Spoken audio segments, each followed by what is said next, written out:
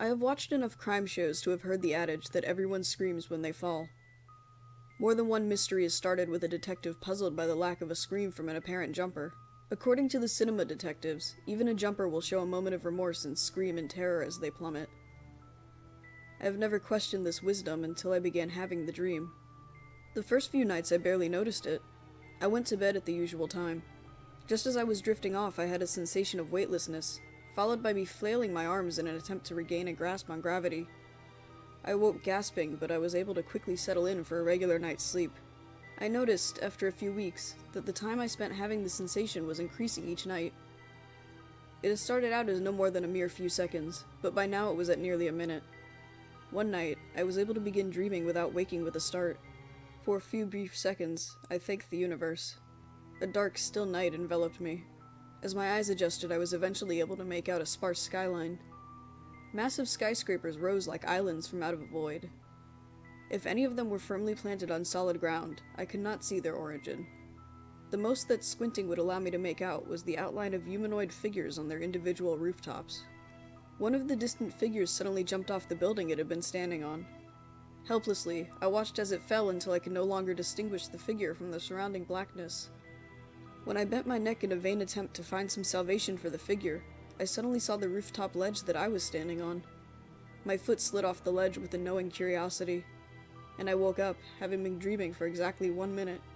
No therapist, sleep study, or prescription was able to change how my night went for the next 2 months.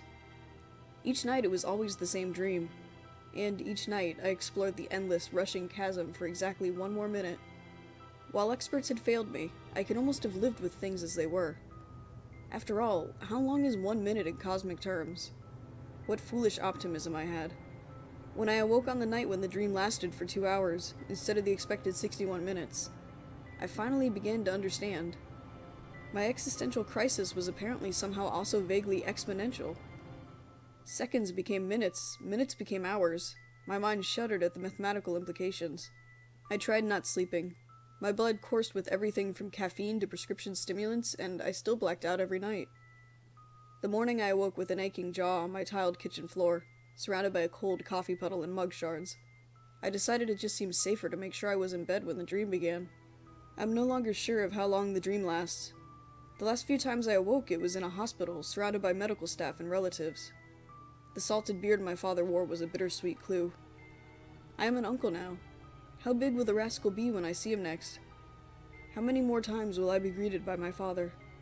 If I am to enjoy this day of freedom, I don't want to spend my brief part in writing this message. Even if I were to spend all my daylight hours writing, there isn't time enough to relay all my emotions and thoughts. My thoughts are my only cellmates during the constant plunge. And in a sense, I am always surrounded. I pray, I remember, I reflect. Anything is better than asking myself questions. Why is this happening?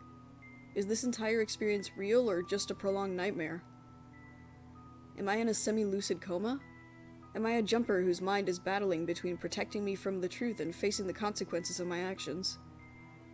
If I'm falling, why can't I see the ground? If I am dreaming, why can't I wake up?